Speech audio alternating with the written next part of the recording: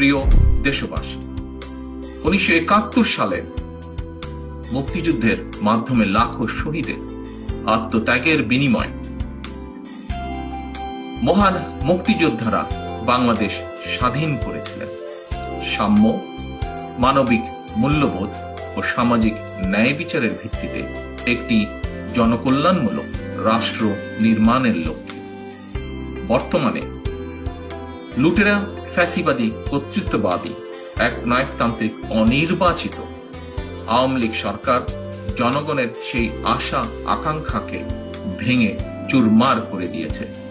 অর্জিত হয়নি স্বাধীনতার লক্ষ্য, অর্জিত হয়নি স্বাধীনতার উদ্দেশ্য।